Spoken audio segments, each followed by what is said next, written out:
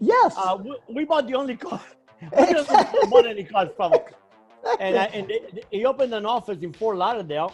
Yes. And it was the Miami Vice era. And he was looking to sell to drug dealers. That's who else could afford those cars back then? Yeah, it's like, because he said like Neidhardt, a native of German, most recently represented Gemballa in Malibu.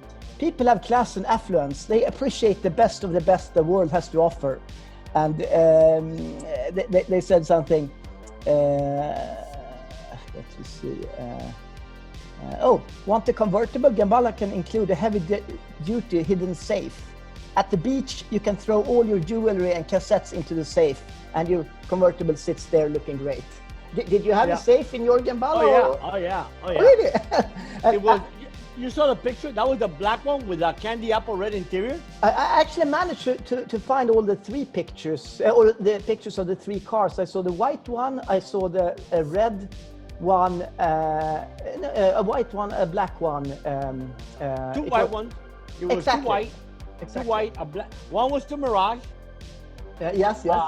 And then it was a white convertible and a black convertible. And the Mirage was hard top. Exactly. And one of them, you also had a champagne cooler in them?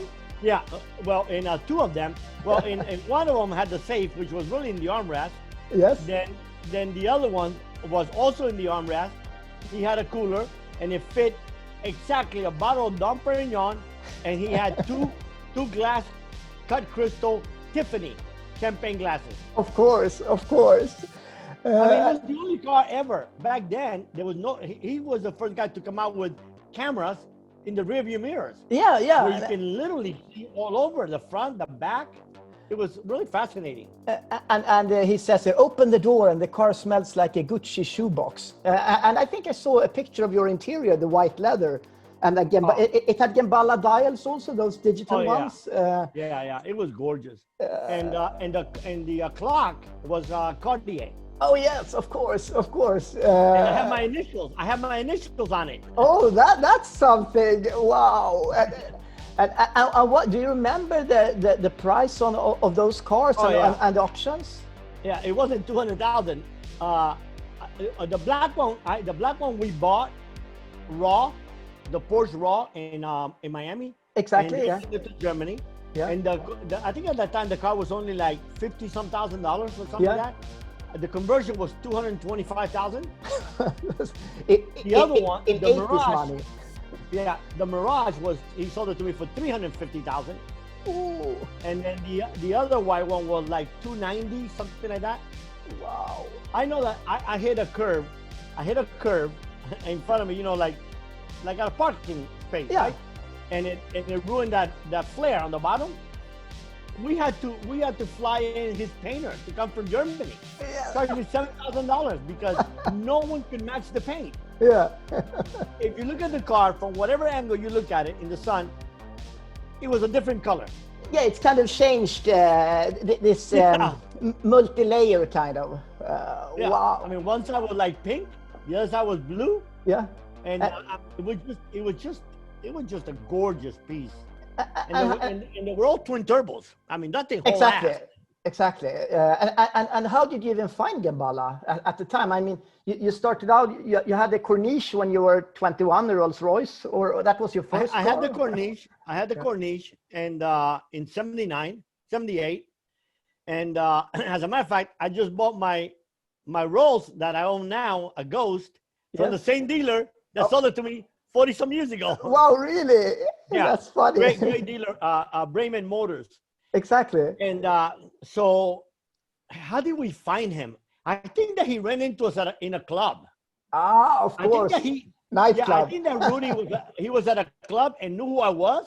Yeah. And said, came up to you and said, like, I got the car of your dreams. And at that time I think I had I don't know if back then was a 450, the two-door Mercedes. Exactly. 450 6.9 was also a hot car. Well, that thing, the whole instrument was all gold plated. I had all the instrument, the radio, that all gold plated. Of course. It was gorgeous, man. And speaking about Mercedes, you said you rented out your Mercedes to the first episode of Miami Vice. Yeah, the first episode. I bought the car from, there was a dealer in Miami called The Collection. Yes, exactly. I think they're maybe still around, maybe. Yeah, I don't know if it's the same owners, because back then I think they were drug dealers too. Because I think we were the only people that bought cars from them. But he had all the exotics. And I bought it from him, and then he called me up and he said, hey, I got a call from Miami Vice, and they need to rent the Mercedes. I told him that you got the prettiest Mercedes in Miami. Yeah. They paid me $7,000 back then. And what color? What was it? A black? That one was white. Okay, white. White Mercedes. And was that for? Do you remember the episode of Miami Vice, or what? I thought it was supposed to be the first episode. Yeah. But in the first episode, when I saw the Colombian come in, he came in another car. He came in another. Okay. Mercedes. So, but yeah, I mean, I loved cars. How many Mercedes did you have during? Oh my God. Well, in one of my videos, my brother talks about. He says, imagine for Christmas, he and his partner gave each other brand new Mercedes. Yeah, exactly. Yeah. I saw that clip actually. but we didn't buy. I mean, we bought them all souped up. I mean, the best wheels. I mean, I'll tell you another neat story. A friend of mine. This is going back to 1978. Yeah. The guy that ran my operation in California, he ended up getting into a little financial problem. Anyway, he owed me like $100,000, and he paid me with 2 Dino Ferraris. Wow, that's nice. Now, this is 1978. and I took them for $50,000 a piece. He said he'd paid $100 a piece. I gave him $100 for both. Yeah. I kept them like 6 months, and somebody called me up. I think he had someone call him up because they knew he owned them, and I sold them for $300,000 a piece. And wow. And I mean, they said that they were Dino's personal cars. Wow. So I mean, they were just like, you can tell they've been in an air-conditioned warehouse all their life. Yeah, and you learn so many lessons during this life. I mean, that many never will be close to learn. This life travel you have done. Yeah, and that's why I do what I do now. I'm 64. Yeah. I was retired for 3 years without doing nothing. I didn't want to do anything. Yeah. I didn't want to come out. I didn't want people to know me. Yeah, I just wanted people to call me Dr. Valdes, you know, a guy with a PhD, college professor. Yeah. And until my wife is like, listen, there's just so much you can give to the world, and it's selfish of you not to. So, yeah, because I mean, when you tell the world, I mean, you had the private jets, you had the helicopters, you had the Gemballa Porsches, the Lamborghini Countach, you had Corvettes in every color, and you kind of can tell people, maybe like me also, that I mean, once you reach there, maybe it's nothing to reach. I mean, the real value is, as you put it, to be able to meet your daughter at school, make breakfast for your children, and spend time with your children, and also maybe your parents while they're alive. Yeah, exactly. Because I'm going to tell you, when I built my company from scratch, we built it into a multi-million-dollar company. And when I was at the height of it, when we had a 90-foot yacht, we had private jets. Yeah. I quit. I walked away from the company and moved my family to Mexico because I wanted my last 2 little kids to know me, because all my 6 kids love me, but they don't know me. The oldest ones, I was in prison most of their life, you know, at that time. And I had 2 left, and I went to make breakfast for them. Yeah. And so I just dropped off my baby girl at college. Yeah. Isabella. And just turned 18. And it's the most difficult thing I've ever been through in my life. But I realized one thing, and I was telling this to my wife. I said, you know how I can make it every day without her, and knowing that, you know, she's going to be fine, because number one, I invested in her life.